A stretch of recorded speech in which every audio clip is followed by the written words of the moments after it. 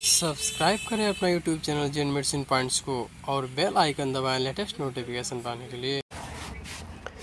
Human immunodeficiency virus HIV immuno system पर हमला करता है, जो इन्फेक्शन से लड़ने के लिए शरीर का डिफेंस सिस्टम की तरह काम करता है। और समय के साथ साथ ये ads acquired immuno deficiency syndrome नामक बीमारी का कारण बनता है। एड्स में इम्यूनो सिस्टम धीरे धीरे कमजोर हो जाता है, जिससे दूसरे इन्फेक्शन को पनपने का मौका मिल जाता है। यह समझने के लिए कि एचआईवी ने इस हाल के दशकों की सबसे विनाशकारी बीमारियों में से एक को कैसे जन्म दिया है, हम आपको मानव शरीर के अंदर एक यात्रा पर ले चल रहे हैं कि जब बैक्टीरिया और वायरस के मानव शरीर के अंदर आते ही इम्यूनो सिस्टम अपना काम शुरू कर देता है। व्हाइट ब्लड सेल्स इस प्रणाली का एक सबसे अहम हिस्सा है। बाहरी बैक्टीरिया और वायरस को मारने का जिम्मा उन पर ही होता है। व्हाइट ब्लड सेल्स के कई प्रकार होते हैं। एक महत्वपूर्ण प्रकार है हेल्पर टी लिम्फोसाइट्स या हेल्पर टी सेल्स है। यह आपकी रक्षा दो तरह से करता है।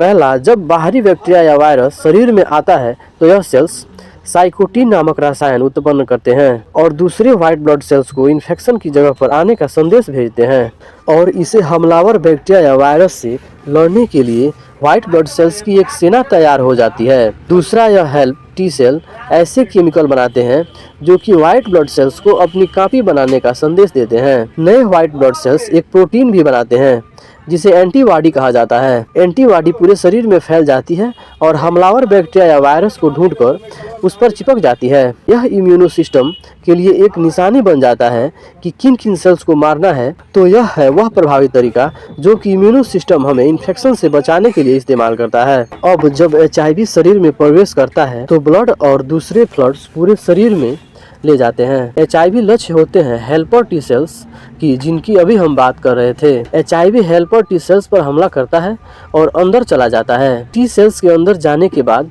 टी सेल्स खुद की कॉपियां बनाता है और नए वायरस फिर से दूसरे सेल्स को संक्रमित करने के लिए टी सेल्स से बाहर निकल जाता है। इन सब में हेल्पर टी सेल्स को बहुत नुकसान पहुंचता है और वह शरीर की रक्षा करने की क्षमता को खो देता है और वह टी सेल्स मर जाता है। और जैसे जैसे एचआईवी टी सेल्स को मारता जाता है, इम्यूनो सिस्टम कमजोर होता जाता है। नतीजा यह होता है कि दूसरे बैक्टीरिया और वायरस मौके का फायदा उठाकर शरीर में दूसरे इन्फेक्शन पैदा कर देते हैं और ऐसे इन्फेक्शंस को अवसरवादी संक्रमण कहा जाता है। यदि किसी व्यक्ति को एचआईवी संक्रमण के साथ एक या एक से अधिक अवसरवादी संक्रमण हो गया हो तो यह माना जाता है कि उसे एड्स हो गया है। हालांकि एचआईवी का कोई इलाज नहीं है, लेकिन एंटी रेट्रोवायरल नामक दवाइयाँ आपके शरीर में एचआईवी की मात्रा को कम कर सकती है।